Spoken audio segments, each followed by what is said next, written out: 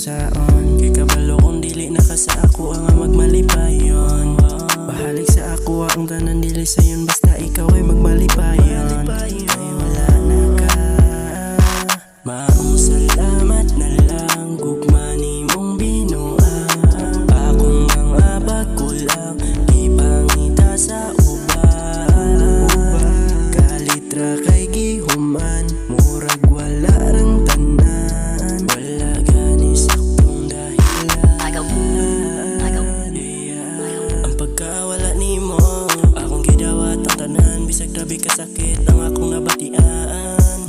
Kabalo kong dili na mabalik. Bisag kung saon ba na ako nagtulig. Kung gitulig na sa uban mo rin nataan ni og kabuang.